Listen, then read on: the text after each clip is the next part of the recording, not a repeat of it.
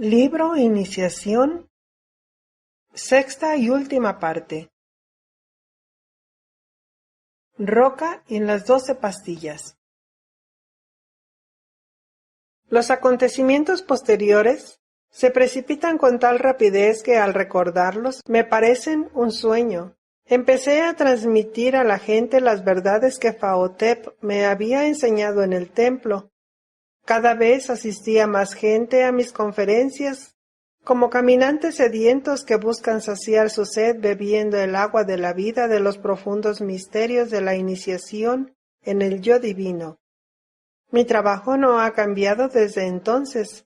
Estoy en el principio del larguísimo camino en cuyo final se encuentra la figura luminosa hecha de luz, que es el yo universal creador, esperando a todas las criaturas con los brazos abiertos.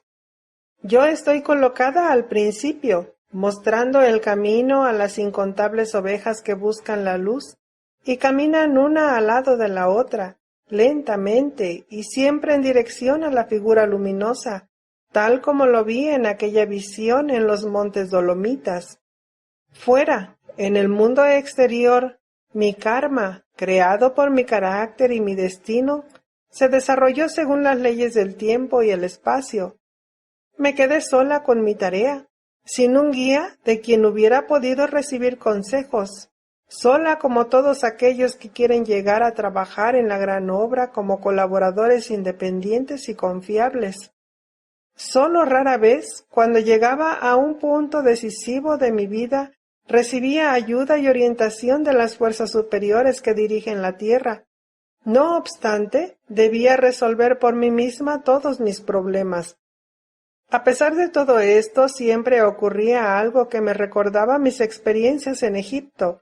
Cierta vez viajé a un país lejano donde no había estado nunca para tomar parte en una gran conferencia. Allí me encontré con alguien a quien conocía de Egipto. La conferencia había reunido a mucha gente de distintas partes del mundo. Cuando llegué me dirigí a un salón donde ya se encontraban algunas de las personas que tomarían parte en la conferencia. Allí había un hombre de espaldas, del que solo pude ver su semiperfil. Estaba pensando en cualquier cosa menos en los recuerdos de mi vida en Egipto. Pero reconocí a ese hombre desde el primer instante y mi corazón se aceleró por la sorpresa. Era Roca. El hombre se levantó. Y aunque no dejé que mis gestos revelaran mi sorpresa, también él me miró sorprendido. Luego se inclinó ante mí y se presentó. Ewald Klimke. Nos estrechamos la mano. Él se detuvo un momento frente a mí, observándome en silencio, hasta que finalmente dijo desconcertado: «Insólito. ¿Quién es usted realmente?» Tengo la ridícula sensación de que debería hacer una profunda reverencia ante usted, inclinándome hasta el suelo con los brazos estirados. Es desconcertante, me observaba interrogante. ¿Por qué tengo esa ridícula sensación? Yo le contesté: usted era ministro de Finanzas del gobierno de mi padre en Egipto, y sonreí. Todos los presentes rieron divertidos, pues pensaban que se trataba de una broma. Pero Ewald Klimke no rió. Continuó observando, inquisidor y perplejo, y durante los días que duró el congreso siempre me llamó reina, y cada vez que me veía me miraba fijamente y repetía: «Desconcertante», y conversábamos como viejos amigos. En esa misma época sucedió otra cosa que también se me quedó grabada en lo más profundo de mi ser. Una noche de otoño me fui a acostar sin que hubiera sucedido nada extraño durante el día. Estaba soñando algo, no recuerdo qué, cuando de pronto un gran resplandor iluminó mi sueño. Vi que un coche se acercaba a toda prisa, se detenía frente a mí y de él bajaban dos figuras vestidas de blanco. Parecían médicos. Una de esas personas se acercó a mí, sacó de su bolsillo un instrumento semejante a una cuchara y me extrajo el ojo enfermo con ese aparato. Vi que el otro personaje tenía una redoma. La abría y sacaba de ésta un pequeño disco blanco. Yo no sabía qué era ese disco, y pensé que se trataba de una pastilla. Luego aquel individuo colocó la pastilla ante mis ojos para que la observara a fondo y dijo: «No tengas miedo, colocaré esto, la pastilla, en tu cavidad ocular derecha. Hacen falta 12 de estas para que recuperes el ojo, así que no te asustes si ahora te aparece como que has perdido la vista con ese ojo». Dicho esto, colocó la pastilla dentro de mi cavidad ocular, me cerró el párpado y me vendó el ojo derecho con una tela blanca. Cuando desperté era de madrugada y quería levantarme. Entonces advertí que no veía nada con el ojo derecho. Era como si de pronto me hubieran puesto delante de ese ojo una pantalla negra. Cogí enseguida un espejo y me miré en él. Vi con el ojo izquierdo, aún sano, que la pupila del derecho estaba completamente opaca, de un color gris claro. Sabía que se trataba de catarata gris.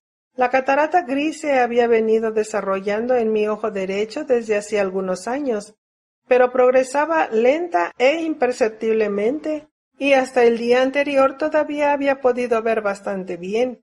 Y ahora, en una sola noche, la catarata se había desarrollado hasta dejar el cristalino de mi ojo derecho totalmente opaco.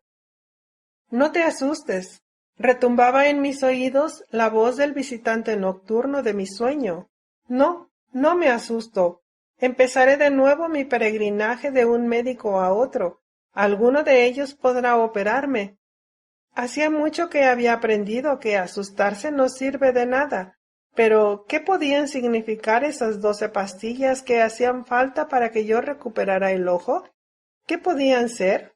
Acudí a diferentes médicos famosos. Todos eran de la opinión de que mi ojo se podía operar de inmediato. Pero como yo ya tenía 35 años y tenían que extirparme un trozo del iris, con lo cual la pupila adquiriría la forma de una cerradura, existía el peligro de que el ojo operado no tolerara bien la luz, que se intensificara por ese ensanchamiento de la pupila, de modo que tendría que utilizar gafas obscuras permanentemente. Me recomendaron que dejara la operación para más adelante, y seguí el consejo. Continué trabajando, pero no podía acostumbrarme a trabajar con un solo ojo sano y el otro cegado por la catarata. La catarata me causaba grandes molestias. Luego llegó el verano y, como todos los años, fuimos a la casa que la familia tiene junto al lago. Allí me encontré con un obispo católico que me convenció de viajar a Viena y hacerme ver por un famoso oculista que él conocía personalmente. «Opera con otros métodos. Vaya a verlo, hable con él, vea qué le aconseja. Yo soy un siervo de Dios, quizás es Dios quien le da este consejo por medio de mi boca». Me habían dado tantos consejos sobre mis ojos que ya no solía hacer mucho caso, pero las palabras «quizá es Dios quien le da este consejo por medio de mi boca» me causaron una honda impresión. En otoño mi padre me acompañó a Viena para visitar a aquel especialista. Me recomendó una operación inmediata. Debe deshacerse tan rápido como pueda de esa molesta y odiosa catarata. La catarata siempre tiene un pernicioso efecto psicológico, me dijo. ¿No sufrirá mucho el ojo si se le extirpa un trozo del cristalino? Yo le pregunté. Se quedó observándome un largo rato, luego comprobó mis reflejos y empezó a hablar de mis esculturas. Preguntó cosas que no tenían nada que ver con mis ojos y finalmente dijo: «No extirparé ningún trozo del cristalino, puede estar tranquila. El ojo no padecerá por la luz. Entonces opéreme tan pronto como sea posible», respondí. Una semana después estaba en la clínica preparándome para la operación que se practicaría al día siguiente.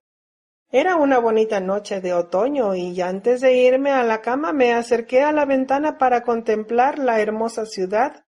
Al descorrer las cortinas vi exactamente frente a mí en el cielo el gigantesco disco blanco de la luna llena. En ese mismo instante supe que era esa gran pastilla blanca que me mostrara el médico de aquel sueño. Era la luna llena. Aquel médico había dicho: «Hacen falta 12 de estas». El corazón se me aceleró mientras calculaba el tiempo cuando había tenido ese extraño sueño. y resultó que habían pasado exactamente 12 lunas llenas desde entonces. En ese momento supe que la operación devolvería la vista a mi ojo derecho. A la mañana siguiente me llevaron al quirófano. La operación fue increíblemente breve. Una luz brilló en mi ojo enfermo y vi ante mis ojos la robusta mano del doctor. ¿Qué es lo que ve? Oí que decía la voz del doctor.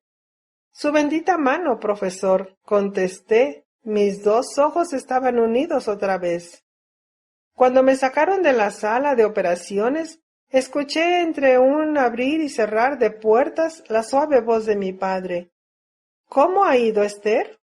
Bien, padre, puedo ver, respondí. La operación me trajo algunas experiencias muy interesantes. La más interesante de todas fue que aprendí que aquello que percibimos como luz solo es luz para nuestros ojos, para unos ojos sanos. Por lo demás, es una poderosa fuerza capaz de matar a una persona o a una criatura aún más fuerte. Esto solo depende de la relación existente entre la sensibilidad de la piel de una criatura viviente y la intensidad de la luz. Ocurrió lo siguiente. Algunas horas después de la operación, el doctor vino a verme y dijo: «No se asuste cuando se quite la venda del ojo operado. Voy a iluminar su ojo con una vela. Tengo que examinar cómo está reaccionando la operación». Pensé, ¿por qué habría de asustarme por eso? Y dejé que el doctor me quitara la venda. Entonces él me dijo: «Abra el ojo». Estaba preparada para ver una vela encendida cuando abriera el ojo, pero en lugar de ello vi solo oscuridad y recibí un recio puñetazo en el ojo recién operado. Tiré la cabeza hacia atrás y cerré el ojo en el acto. No podía comprender qué había pasado.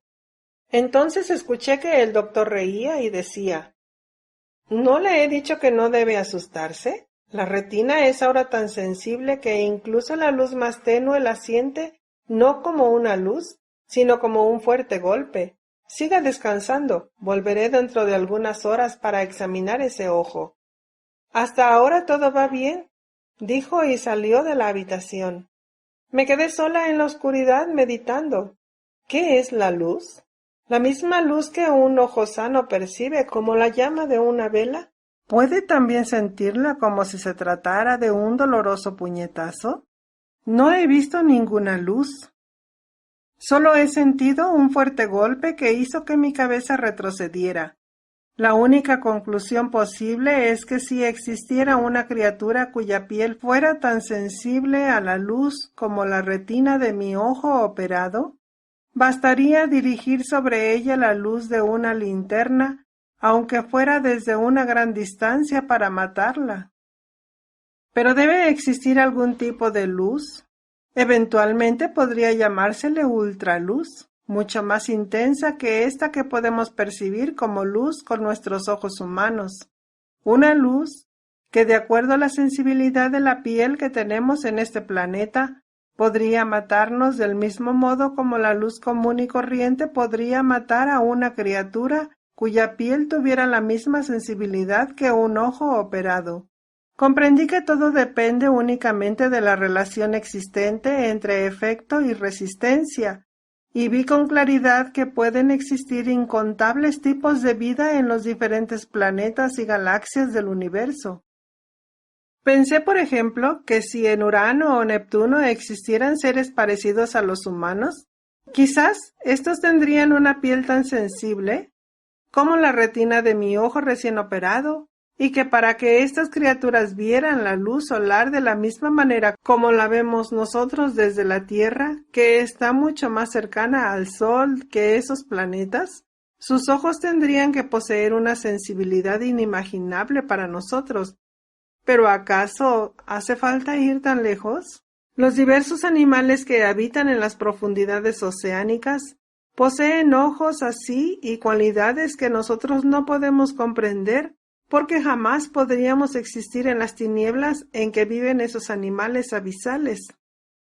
Continué pensando en la infinitud de posibles mundos y de criaturas que podían habitarlos, y mi corazón se colmó de humildad ante el poder de aquel ser eterno al que llamamos Dios.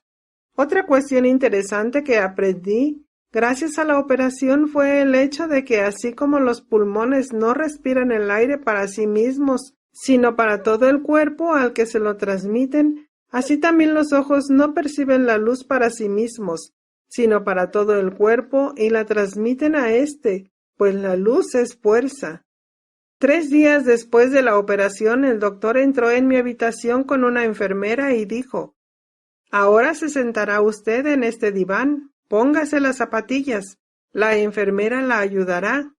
Yo me sentí ofendida. «Doctor», le dije, «no estoy enferma, y pasar 3 días en cama no me ha debilitado tanto que no pueda sentarme y ponerme de pie por mí misma. No hace falta que me ayuden». «Está bien», me dijo, «levántese usted sola si puede». Intenté bajar de la cama, estiré las piernas y quise levantarme. Entonces se produjo la sorpresa.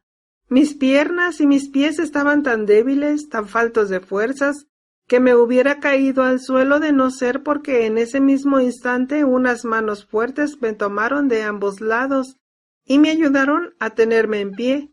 Mis piernas colgaban como 2 trapos, pero también mi columna vertebral carecía de fuerzas, así que me alegré cuando el doctor y la enfermera me sentaron en el diván. ¿Qué había pasado? Escuché reír al profesor. «¿Ya ve que no puede ponerse de pie sin ayuda? Usted está viviendo en total obscuridad desde hace 3 días, y cuando un ser vivo se ve privado de luz de un momento a otro, se debilita tanto que ni siquiera se puede tener en pie.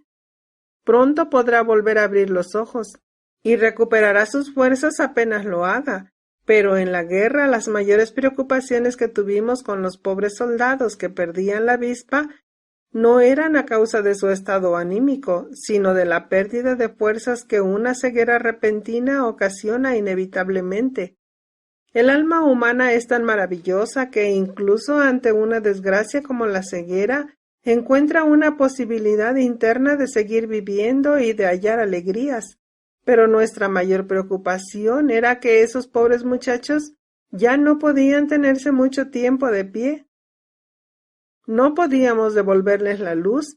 Gracias a Dios el cuerpo humano es muy adaptable y con el tiempo la piel asume la tarea de suministrar la luz, pero los primeros tiempos son realmente trágicos a causa del debilitamiento producido por la falta de luz. Guardo silencio. Desde que enfermé de la vista, los ciegos representan para mí mucho, mucho más de lo que alguien que tiene los ojos sanos puede siquiera imaginar. Ahora he vivido en carne propia lo que significa este pasaje de la Biblia. La lámpara del cuerpo es el ojo. Si tu ojo está sano, todo tu cuerpo estará luminoso. Pero si tu ojo está malo, todo tu cuerpo estará a obscuras. Mateo capítulo 6 versos 22 y 23. Y mi corazón se contraía atormentado al pensar que al ser humano no le basta con que haya ciegos de nacimiento, sino que además tiene que entablar guerras en las que un sinfín de hombres sanos pierden la vista. No hablemos ya de los mutilados. ¿Cuándo alcanzará la humanidad el suficiente grado de madurez para no obedecer a la tiranía de los políticos que declaran guerras absurdas? 2 semanas después el doctor me llevó a la cámara oscura para examinar mis 2 ojos. Colocó una lente muy fuerte ante el ojo operado y pude leer todo, hasta las letras pequeñas. Entonces, para mi gran sorpresa, el doctor se levantó de un brinco, radiante de alegría, me abrazó y me levantó en el aire. Era un anciano encantador, pero yo no sabía a qué se debía esa desmedida alegría que le había hecho perder la compostura. Me dejó otra vez en el suelo y dijo con el rostro brillando de felicidad: «¿Sabe usted que con este método con que la he operado solo puede operarse a chicos de hasta 20 años? En personas de más edad existe el peligro de que se produzca una infección del iris, que significaría la pérdida del ojo. Pero cuando vino a verme por primera vez, la examiné y vi su extraordinaria vitalidad y capacidad de adaptación. Sus reflejos también eran buenos, y como siempre me dejé llevar por mi intuición. Me arriesgué a operarla como a una niña. Ahora comprenderá usted mi alegría. La operación ha sido todo un éxito. Sus tejidos eran aún lo bastante jóvenes para salir bien de esta operación sin ningún problema. ¡Felicidades! Volverá a casa con 2 ojos sanos. Le di las gracias por sus atenciones, nos despedimos y volví a casa. Las 12 pastillas se habían consumido y la luz había vuelto a mi ojo. Y aparece el joven sacerdote. Pasaron algunos años, mi marido y yo llevábamos una vida apacible, seguíamos amándonos tanto como el primer día de nuestro matrimonio.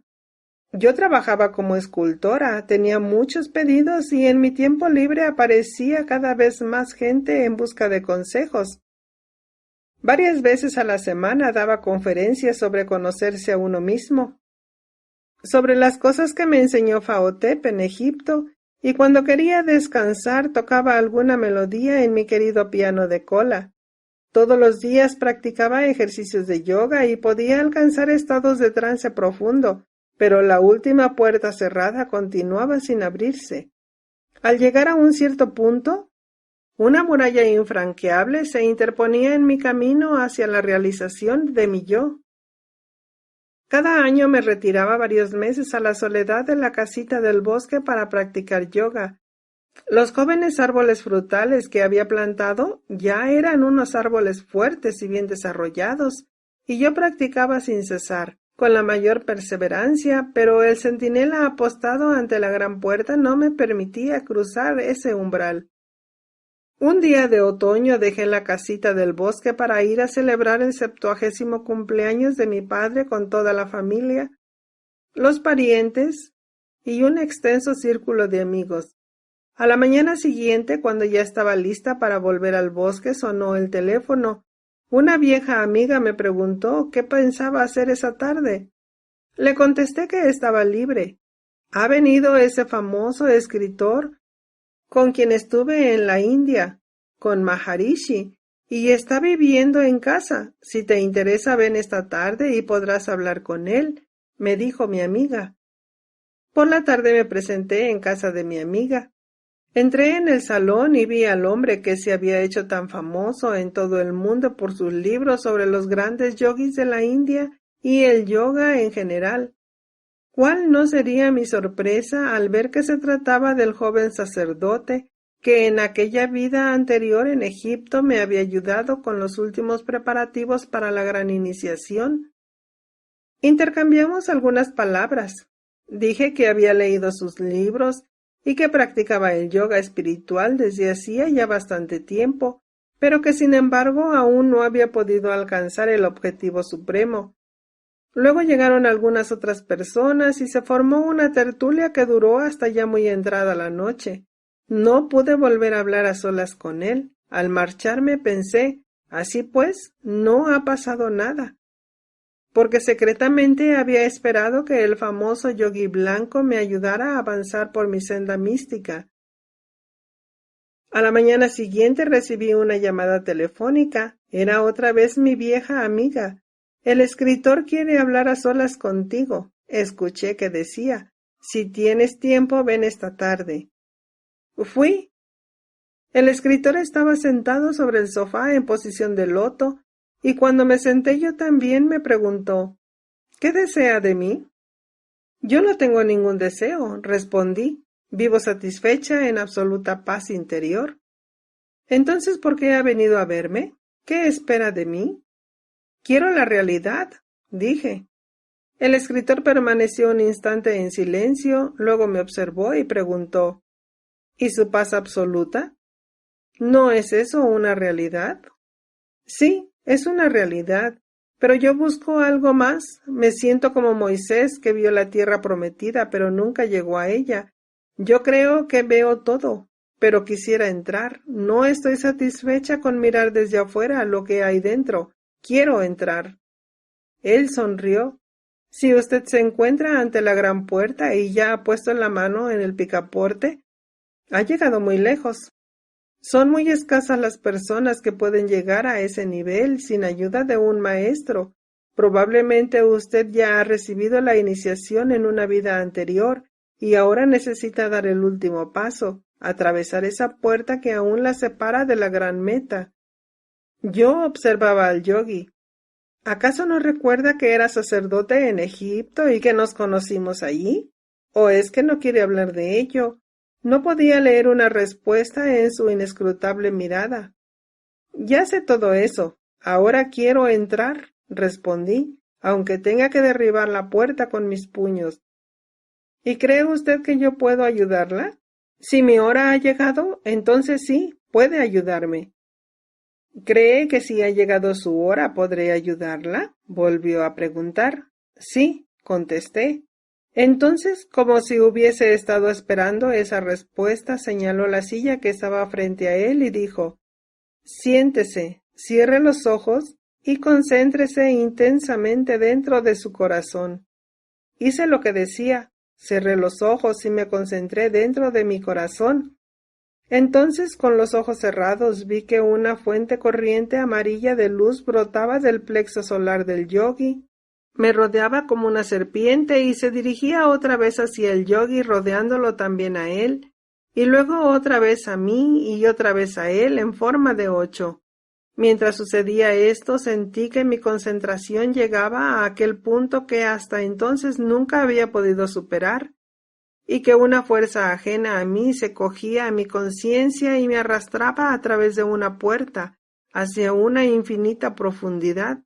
Toda noción del tiempo había desaparecido, de modo que no sabía cuánto tiempo había pasado cuando escuché la voz del yogi blanco. Puede volver a abrir los ojos. Solo al abrir los ojos comprendí claramente qué lejos había estado de la conciencia terrenal, corporal. No quería hablar, me parecía inútil decir algo. He establecido un contacto entre su yo personal y el superyo, dijo el escritor. Usted ya había alcanzado la madurez suficiente para este contacto. De ahora en adelante, cuando tenga una pregunta, concéntrese en mí y recibirá una respuesta ese mismo día. ¿Me concentro en su persona o en el yo superior? El escritor sonrió sin decir nada. Comprendí que no tenía sentido hablar de persona. A partir de ese día, un grupo de personas empezamos a reunirnos en casa de mi amiga para realizar ejercicios de meditación dirigidos por el yogi. Unas semanas después, el yogi tuvo que partir. Me quedé sola, seguí viviendo como antes. Pasaron unos 6 meses, cierto día en que nos habíamos reunido un grupo de amigos. Escuché que alguien hablaba de magia negra.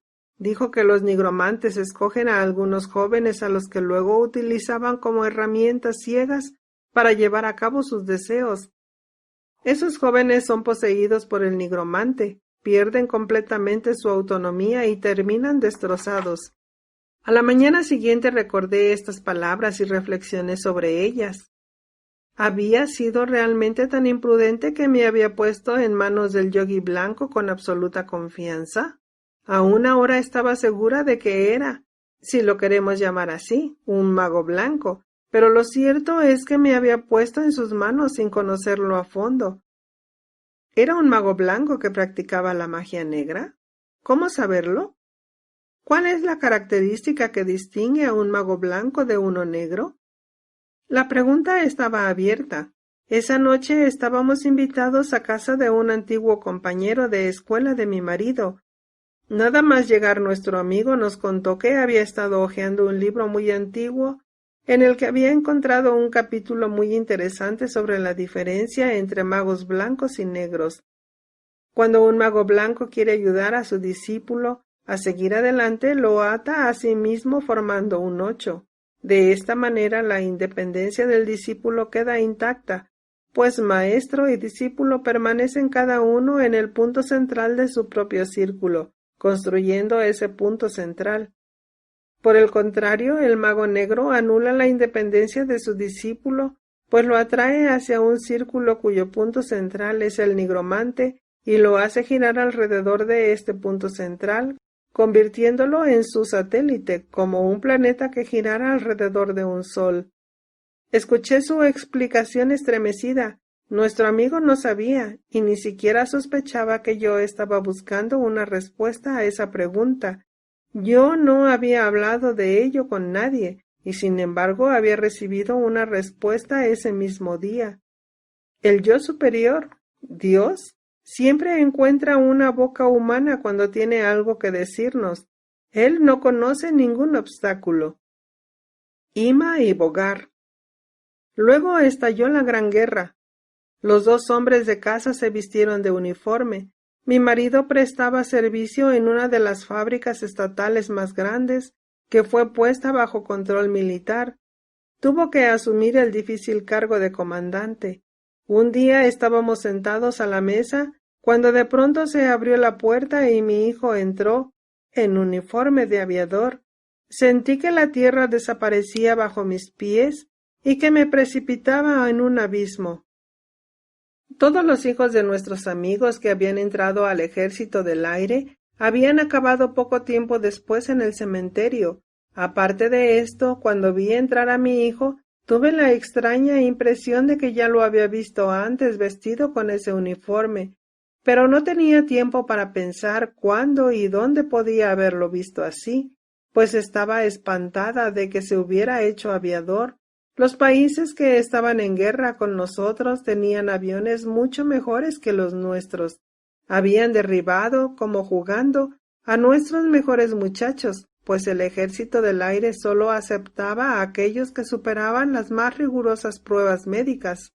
En esa época yo estaba trabajando en una gran composición, un monumento para un aviador muerto en la guerra, un amigo de la infancia de mi hijo, y ahora mi hijo aparecía allí, vestido de aviador.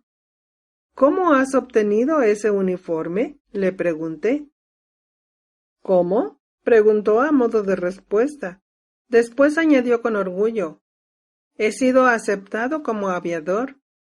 Pero si hemos conseguido que te admitieran entre los zapadores, ¿cómo es que estás en la aviación?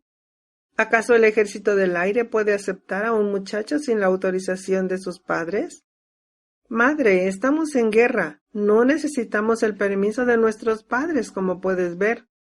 Me quedé callada. Ya no había nada que hacer. Los siguientes días los pasé caminando como sonámbula por toda la casa y hablando con Dios. Ya no tenía poder sobre mi hijo. Tenía que dejarlo en manos de Dios. Lo hice conscientemente. Comprendí que Dios, por ser Dios, ama a mi hijo mejor de lo que puedo hacerlo yo, una mujer imperfecta. Y pensaba que, pasara lo que pasase, los acontecimientos siempre se desarrollarían de la mejor manera posible, aunque a mi corazón de madre, humano y corto de vista, pudiera parecerle una catástrofe. Tenía que llevar a la vida práctica mi fe en la existencia de Dios. Mi corazón no podía vacilar. Mis nervios tenían que conservar siempre la serenidad, pues ya no debía observar el destino de mi único hijo desde un punto de vista humano, sino desde la perspectiva del gran todo intemporal e inespecial, y debía actuar en consecuencia. Otras madres se pasaban los días y las noches pidiendo a Dios por sus hijos. ¿Cómo hubiera podido hacer eso? Dios no se deja convencer por seres humanos, y además yo sabía que según la ley del carácter y el destino, cualquier cosa que le sucediera a mi hijo sería siempre lo mejor para el desarrollo de su conciencia. Sí, Dios lo ama mejor que yo. Esta convicción me daba fuerzas para seguir viviendo. La vida durante la guerra era un constante esperar el final de esa carnicería. Exteriormente todo seguía igual que antes. Trabajábamos, íbamos a conciertos, a la ópera, nos reuníamos con amigos, pero todo ello no era más que un dejar pasar el tiempo, pues detrás de todo se encontraba siempre esperar el final de la guerra. Así pasaron algunos años. Interiormente yo veía a las poderosas fuerzas que se acercaban cada vez más por el este. Un día me telefonó una amiga que quería presentarme a una persona muy interesante. Añadió que se trataba de un hindú, de un auténtico yogi. No era la primera vez que esa amiga quería presentarme a un auténtico yogi, pero las otras veces siempre había resultado que las personas que me presentaba terminaban siendo seres humanos comunes y corrientes. Pero ella estaba convencida de que todos los hindúes tenían que ser perfectos yogis. Así pues, su nuevo descubrimiento no me entusiasmaba. Pero ella no se dio por vencida y quiso hablar conmigo a toda costa. Vino a casa y me contó una larga historia sobre cómo había podido encontrarlo hasta que finalmente, debido a una extraordinaria coincidencia, había descubierto que ese hindú, al que había estado buscando por toda la ciudad, de más de 1 millón de habitantes, vivía en el mismo edificio que ella. Era un edificio moderno muy grande y no era nada extraño que quienes viven en él no se conocieran. La escuché pacientemente. Luego de abreviar su relato, pregunté: ¿Y bien? ¿Qué es lo que quieres de mí? Tienes que conocerlo. Déjame traerlo a tu casa y presentártelo. Él no sale a ninguna parte, vive muy retirado, pero cuando le conté de tus conferencias semanales sobre filosofía y el yoga, enseguida se mostró dispuesto a venir a verte. Mira, aquí tengo algunas fotografías suyas, dijo al tiempo que me enseñaba unas cuantas fotos.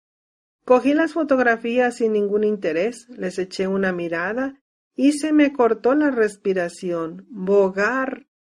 Miré una a una todas las fotos con el corazón acelerado. No había duda, yo conocía la mirada de esos grandes ojos negros, la increíble pureza que emitía la expresión infantil de todo ese rostro. Era él, pero ya no era el muchachito que yo conocía y llevaba siempre en el fondo de mi alma, sino un hombre joven, un adulto. Helen, dije a mi amiga, mañana por la noche tengo tiempo, puedes traerlo. Al día siguiente vinieron a casa Helen y Bogart. Tomamos el té y charlamos sobre diversos asuntos, pero entretanto yo veía en mi interior imágenes de un gran palacio hecho de colosales bloques de piedra y en él un salón que es mi habitación, muebles espléndidos revestidos de oro, una cama baja cubierta de preciosas pieles de animales, una persona, las piernas, los brazos, las manos, todo el cuerpo hasta el cuello. Lo único que no veo es la cabeza, porque yo soy esa persona sentada sobre las pieles, y a mis pies está sentado un niño alegre y querido que ahora me observa desde los ojos de este hindú. ¿Y él? ¿Por qué me llama reina? Se lo pregunto. Porque usted es una reina, dice él convencido. Sí, tiene usted razón, dice mi marido. Sabe dar órdenes, sobre todo a mí, y ríe de corazón. Todos reímos con él. Mi hijo entra en el salón, ve a nuestro invitado hindú y se queda paralizado por la sorpresa. Luego vuelve en sí y los presento, y los dos se observan mutuamente sorprendidos e interrogantes. Intento paliar la embarazosa situación ofreciendo más té. Mi hijo también se sienta y bebe té con nosotros, pero no puede despegar la vista del hindú. Así fue como Bogart apareció por primera vez con nosotros. Poco tiempo después era mimado por toda la familia. Mis padres y mis hermanos lo recibieron como a un nuevo hermano. Abrió su escuela de yoga y, puesto que todavía no dominaba bien nuestro idioma, me pidió que diera lecciones de yoga en su escuela una vez a la semana. Empezó nuestro trabajo en común. La guerra duró algunos años más. En invierno todos trabajábamos como antes de la guerra y en verano nos íbamos a la casita del bosque. Bogart venía con nosotros y vivía en el bosque siguiendo las leyes del yoga que su maestro le había enseñado. Mi hijo ya había sido derribado una vez con su avión, pero milagrosamente había salido del trance. Solo con una conmoción cerebral ya estaba otra vez sano. Únicamente una cicatriz sobre su hermosa frente delataba la terrible idea.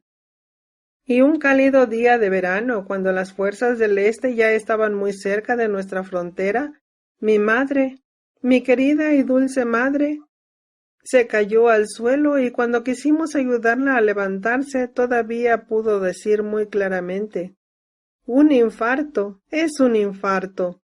Estuvo mucho tiempo guardando cama. Un día nos explicó con palabras entrecortadas y cansinas que sentía que una parte de su cuerpo ya estaba muerta.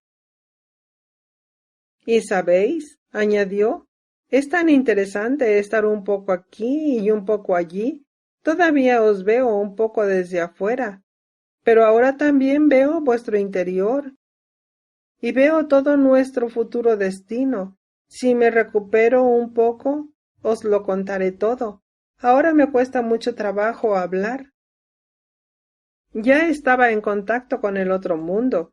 Cuando una de sus amigas hablaba de ella en algún lugar de la ciudad, mi madre nos decía, ahora mi amiga fulanita está conmigo y dice lo siguiente. Y repetía las palabras exactas que su amiga había dicho en ese mismo instante a varios kilómetros de allí, y podíamos comprobarlo. También era frecuente que cuando mi madre se encontraba a solas con la enfermera en su casa de la planta baja y mi esposo y yo hablábamos de ella en la segunda planta, ella le dijera a su enfermera, mi hija Esther está aquí y está hablando de mí, y repetía exactamente las mismas palabras que yo había dicho 2 plantas más arriba. Un día me telefoneó la enfermera diciéndome que fuera de inmediato. Mi madre había sufrido un segundo ataque. Bajé tan rápido como pude. Mi madre yacía pálida como muerta. Ya no podía hablar. Me dio a entender con la mano que ya no podía mover la lengua. Pasó varias horas sin poder hablar, hasta que de pronto se abrió la puerta y entró Bogar. Mi madre le vio y sus ojos brillaron de alegría desde su pobre rostro deformado y semiparalizado. Bogar se sentó a su lado y le cogió la muñeca. 1 o 2 minutos después, mi madre abrió la boca y dijo sílaba por sílaba, lenta pero muy claramente.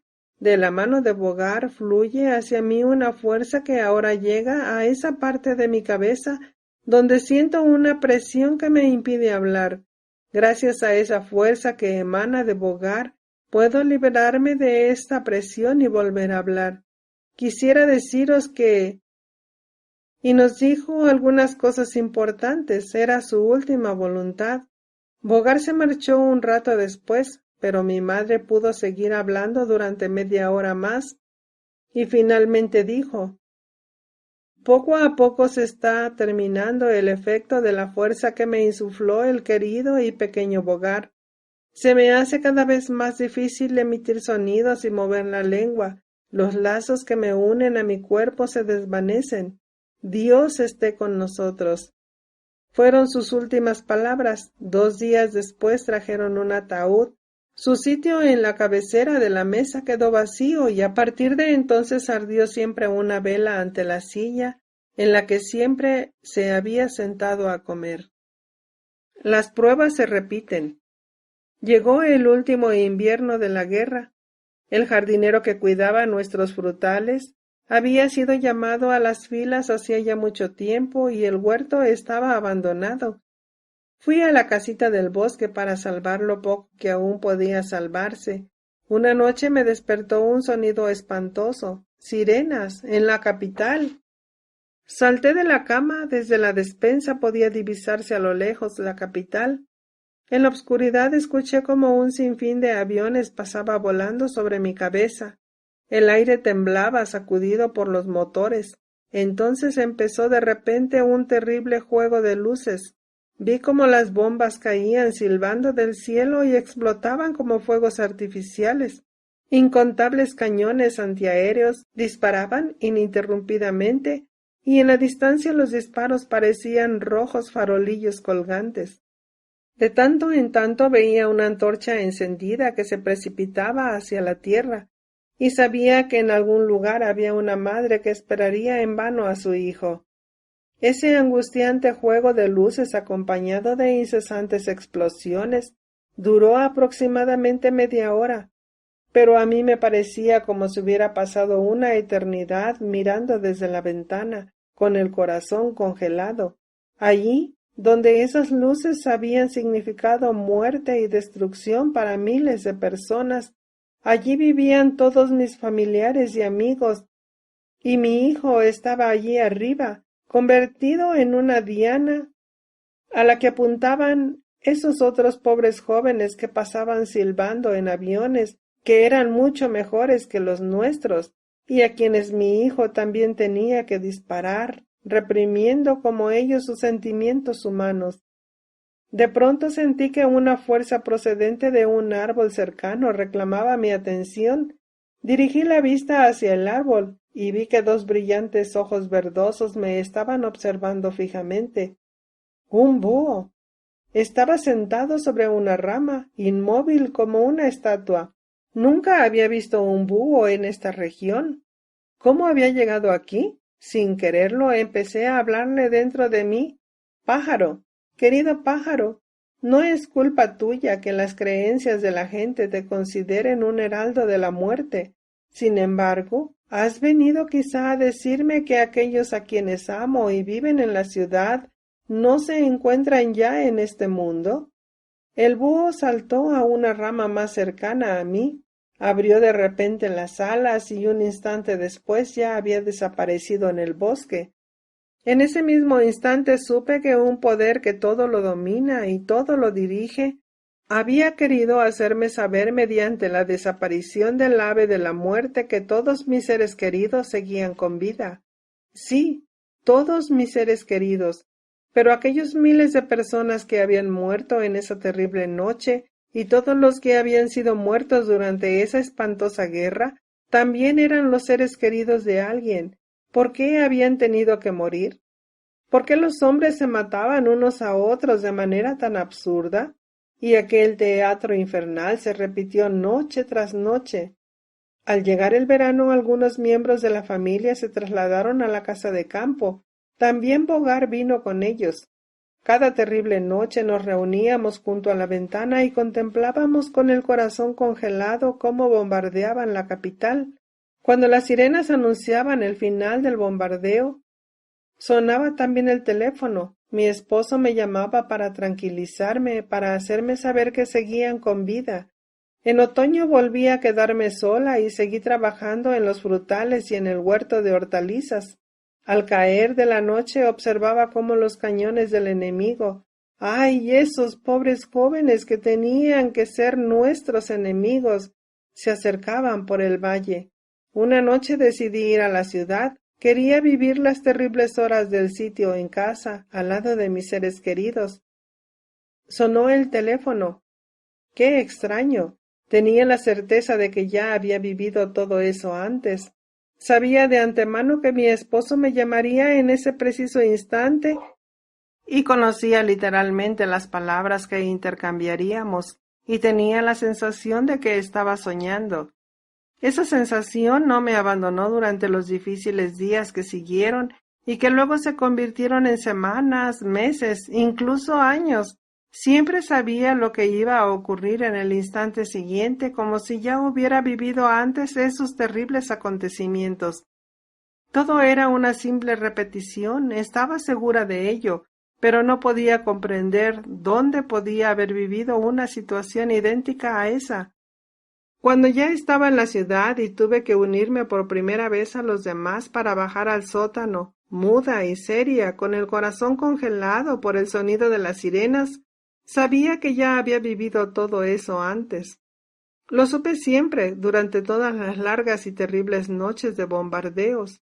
Sentía aún con más intensidad esa sensación de estar repitiendo algo ya vivido, cuando un día a finales de otoño se abrió la puerta de la casa y vi entrar a mi hijo. ¿Por qué me sorprendía tanto que llevara un uniforme de aviador? Sí, yo conservaba el recuerdo de que en Egipto él había sido Ima, el joven sacerdote, y conocía también todas las relaciones que nos unían. Pero mis recuerdos de Egipto me lo mostraban vestido con un traje muy distinto. ¿Cómo puedo, pues, tener la sensación de que recuerdo haberlo visto vestido de aviador durante mi vida en Egipto? ¿Por qué tengo la sensación de que todo esto que estoy viviendo no es la realidad, sino imágenes de un sueño que he vivido durante mi iniciación en la pirámide? Recuerdo todos los aspectos de mi vida en Egipto, pero por más que me esfuerzo no puedo recordar mis sueños iniciáticos. ¡Qué extraño! ¿Cómo se puede recordar lo que no se recuerda? Pues si no recuerdo algo, Entonces tampoco puedo saber si ese algo ha existido, pero sin embargo sé que durante mi iniciación en la pirámide viví todo mi destino futuro en forma de visiones y que esas visiones o imágenes oníricas eran el pretexto para que yo superara diversas pruebas. Es cierto que mi maestro Faotep me hizo ver y me advirtió que si después de recibir la iniciación volvía a caer, todas las pruebas iniciáticas se repetirían en el plano terrenal. Sí, tengo la constante sensación de que todos esos acontecimientos se repiten. Durante algunos años había tenido la costumbre de que nada más al despertar anotar en una libreta mis sueños de la noche anterior. Ahora hacía más de un año que no leía esa libreta. Empecé a leerla y casi pierdo el juicio por la sorpresa. La mayoría de los sueños que había escrito se habían hecho realidad en el plano terrenal más tarde, 6 meses después de haberlos escrito o más. Pero había olvidado por completo la mayoría de esos sueños, y si no hubiera visto y reconocido mi propia escritura, no habría creído que yo había soñado y escrito eso. ¿Cómo era posible que hubiera ido olvidando esos sueños a medida que se convertían en realidad? Que hubiera soñado todas esas cosas con tal precisión, a veces incluso literalmente. Este descubrimiento me causó una profunda conmoción. ¿Qué es esa fuerza que existe dentro de nosotros y predice y anuncia nuestro futuro con tal precisión? ¿Y qué seres tan imperfectos somos que comprendemos tan poco el lenguaje que cuando los acontecimientos soñados se repiten exactamente en nuestra vida, no recordamos que ya lo hemos vivido en los sueños? Sí, pero de manera comprobable. Probablemente los seres humanos no merecemos que esa fuerza interior se preocupe constantemente por nosotros y nos muestre con infinita paciencia las verdades y las leyes interiores. ¿Cómo podría explicar que era posible que un recuerdo de mi vida anterior en Egipto me mostrara a mi hijo, Aima, vestido de aviador, y que al verlo entrar supiera que venía a despedirse de mí porque su escuadrilla de aviones no podía quedarse en el aeropuerto cercano a la capital, pues de lo contrario serían bombardeados y aniquilados? Cuando él me dijo eso y yo le respondí, sabía que toda aquella escena ya había sucedido antes, y tenía otra vez la sensación de que solo estaba soñando. Pero no me atreví a decirle nada a nadie, ni siquiera a mi hijo, a Ima, porque tenía miedo de que creyeran que mi mente se había alterado por la conmoción. Preferí guardar silencio al respecto, y así vivimos el sitio. Pasamos 5 semanas en el sótano bajo un fuego constante. El edificio terminó derrumbándose y tuvimos que huir de las ruinas. El destino nos llevó de un lado a otro hasta que después de pasar por muy difíciles pruebas, empezamos a reconstruir nuestras vidas. Nos habíamos convertido en mendigos. Mi esposo había sido herido de gravedad y no pudo trabajar durante mucho tiempo. Nosotros, Bogar y yo, trabajamos día y noche como hombres primitivos en la jungla. Levantamos un nuevo hogar a partir de las ruinas de la casa paterna y volvimos a abrir nuestra escuela de yoga. Transcurrieron algunos meses de trabajo duro y continuo. Aprendimos y conocimos lo que es el hambre. En pocas semanas pasamos de ser personas de carne y hueso a ser esqueletos vivientes recubiertos de piel. Los amigos y conocidos ya no se reconocían cuando se encontraban en la calle. El miedo, un miedo terrible y nuevo, se abrió paso entre los otros temores profundamente enraizados en las atormentadas almas. ¿Qué comeremos mañana? ¿Cuánto tiempo podemos resistir sin enfermar este duro trabajo, sin comer lo suficiente ni siquiera una vez? Las fértiles tierras del país fueron generosas al otorgar sus frutos a sus hijos, pero tuvimos que presenciar cómo un sinfín de trenes repletos de víveres, interminables serpientes, sacaban del país nuestras abundantes cosechas hacia otros países. Pero tras largos y arduos meses el hambre fue llegando poco a poco a su fin. Ya podíamos obtener a menudo algo alimenticio para comer. Nos recuperamos lentamente, pero amigos y conocidos Apenas si podían volver a reconocerse los unos a los otros. Nos habíamos acostumbrado a que toda la gente fuese extremadamente delgada, y cuando nos cruzábamos con alguien en la calle, se nos ocurría de pronto que ese corpulento señor que acababa de pasar se parecía muchísimo a un amigo muy delgado. Ambos pensábamos lo mismo, nos volvíamos, nos reconocíamos con gran alegría y nos abrazábamos sonriendo. Pasaron meses hasta que pudimos volver a reconocer a todos nuestros amigos y conocidos y nos volvimos a acostumbrar otra vez a ver sus cuerpos gruesos. Y yo seguía sintiendo que ya había vivido antes todo eso. Esta sensación me acompañaba a todas partes y en todo lo que hacía, pero presentándose siempre en el momento en que algo ocurría. No conocía el futuro de antemano, tampoco sabía qué podía haberle pasado a mi hijo, a quien no había vuelto a ver desde nuestra despedida y de quien no había recibido ninguna noticia. Otros 6 meses después alguien llamó a la puerta, abrí, y ahí estaba mi hijo, y tuve otra vez la sensación que la psicología llama el déjà vu. Repeticiones, lo sé. Todo esto que sucede son repeticiones. ¿Pero de qué? Hasta que una noche vi todo con claridad, cuando tuve que superar la más difícil de todas las pruebas, la del amor cruel, con la persona a quien más quería sobre la tierra, mi hijo.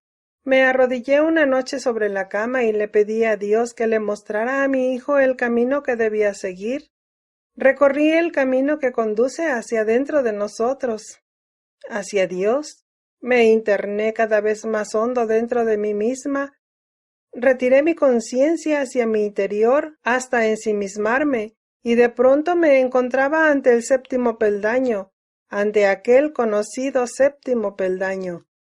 Me levanto de un brinco, me siento ligera, corro hacia arriba radiante de alegría. Ya conozco el camino, lo recuerdo. Oh Dios, lo recuerdo. Comprendo que todas esas vivencias las he vivido antes, durante mi iniciación en la pirámide, varios miles de años atrás. En aquel entonces, todas esas vivencias yacían en las profundidades de mi alma en forma de energías inconscientes y latentes, energías de causas. Pues todo lo que sucede sobre la tierra es la realización de aquello que ya existe como causa en el plano espiritual, donde yace en espera de su realización. Si uno es capaz de alcanzar conscientemente esas profundidades del yo donde todas esas energías están esperando su realización, entonces vive las causas al mismo tiempo que los efectos, el futuro como presente y el presente, nuestra vida, todo lo que nos sucede, no son más que oportunidades para superar pruebas iniciáticas, oportunidades para liberarnos de las tensiones internas que hemos ido acumulando dentro de nosotros durante eones mediante nuestros pensamientos, palabras y acciones, y que son la causa de nuestro destino, de nuestro futuro.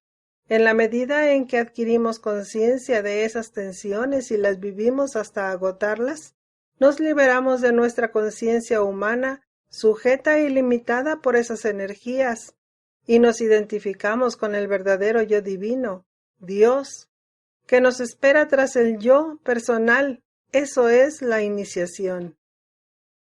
Epílogo. Tras la experiencia de aquella noche supe que las tensiones de mi alma se habían extinguido, que todo lo personal se desprendería de mi ser.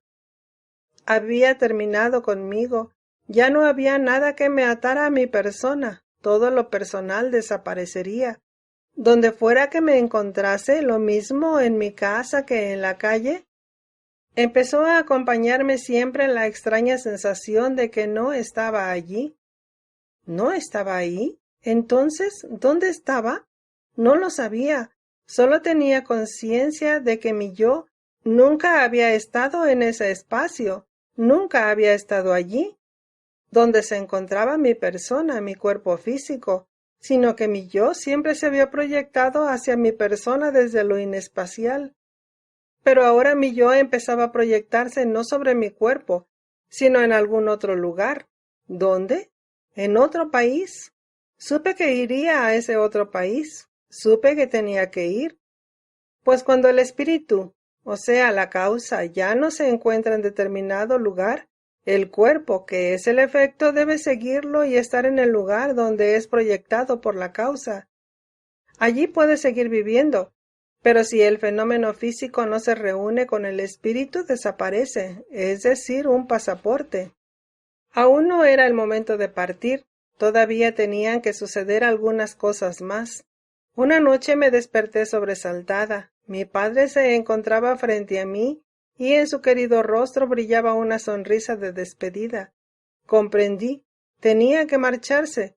Quise levantarme y preguntarle por qué y a dónde tenía que ir, pero en ese momento desapareció. Me di cuenta de que solo había despertado en el instante en que él había desaparecido. Mi padre tenía 80 años, pero se conservaba sano de cuerpo y espíritu. Todavía ejercía con vigor su difícil cargo en el Estado. Sin embargo, yo sabía que su espíritu había estado conmigo para despedirse.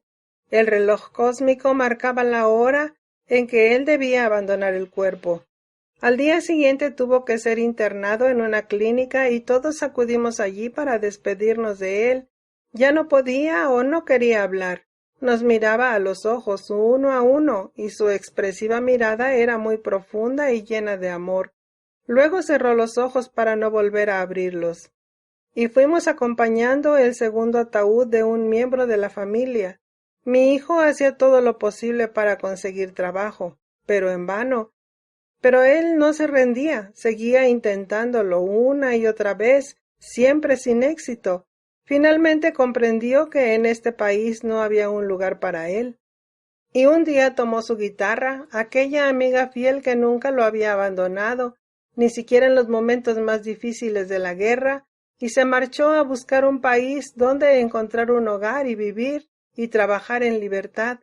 Nos despedimos sin saber si volveríamos a vernos, pero en lo más profundo de mí yo sabía que volveríamos a vernos, que algún día trabajaríamos juntos en el jardín de Dios. Y luego llegó la hora del último acto. Bogart dio otra conferencia pública a la que como de costumbre vino tanta gente que la policía tuvo que acudir para mantener el orden. Una vez terminada la conferencia, la gente rodeó a Bogart. No querían que se marchase. Mi marido y yo estábamos algo alejados de la masa de gente esperando a que Bogart terminase de responder las últimas preguntas y de firmar los últimos autógrafos. Entonces se me acercó un oficial de la policía secreta y dijo que quería hablar conmigo. Nos apartamos un poco y el oficial dijo: «Toda mi familia y yo practicamos yoga y sé que es un sistema maravilloso. Sin embargo, ustedes dos, el hindú y usted, son consideradas personas peligrosas, pues sus palabras mueven masas. El partido no ve esto con buenos ojos, por lo tanto, usted debe decidir. O se quedan ustedes con el partido y trabajan para él, o abandonan el país. Dejaremos que salgan del país sin ningún problema, pero si no quieren marcharse tendremos que atenernos a otros métodos. Piensen en el consejo de mis superiores y actúen según crean conveniente. Iré a visitarla un día para oír su decisión». Bogart podía salir del país libremente gracias a su pasaporte hindú, pero yo primero tenía que conseguir una autorización y un visado de entrada de otro país, y así empezó un interminable ir y venir buscando un permiso de salida y un visado de entrada, hasta que por fin comprobé que era imposible conseguir un pasaporte. Me enviaron de una oficina a la otra hasta finalmente darme la negativa definitiva. Pero eso significaba que me aplicarían los otros métodos. Ya sabíamos qué quería decir eso. Muchos de nuestros amigos habían desaparecido para siempre o habían salido de la cárcel completamente destrozados por las torturas, para morir miserablemente en casa a los pocos días. Bogart le dijo a mi esposo: «La única posibilidad de salvar a tu mujer es que te divorcies de ella y que se case conmigo. Así ella podría obtener un pasaporte como el mío y ambos podríamos salir legalmente del país». Mi esposo le extendió la mano a Bogar, pero no fue capaz de pronunciar ni una sola palabra. Gruesas lágrimas rodaron por su rostro atormentado, y llegó el día en que tuve que despedirme de todas las personas cercanas a mí para viajar a ese mundo desconocido que en adelante sería mi hogar, ese mundo al que Dios nos llevaba. Bogar había cumplido su palabra, había venido del otro extremo del mundo para salvarme. Nos reuníamos con Ima y seguimos caminando juntos tras las huellas de los gigantes que nos mostraban el camino hacia la iniciación, hacia la redención, hacia el paraíso perdido. Y cuando quiero estar con aquellos a quienes amo, dirijo la luz de mi conciencia hacia mi interior, pues todo y todos viven dentro de mí.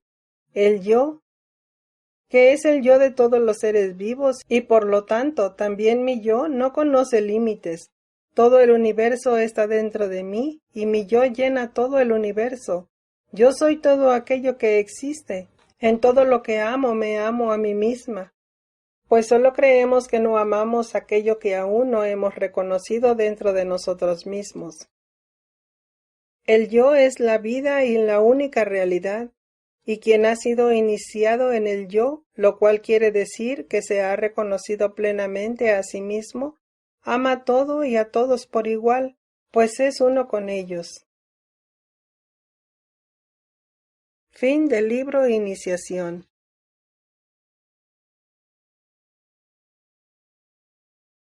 Espero les haya gustado la sexta y última parte de este maravilloso libro. Y si es así, te invito a dar un dedito arriba, compartir este audio y suscribirte a mi canal si es que no lo has hecho. Es gratis. Muchas gracias y hasta la próxima.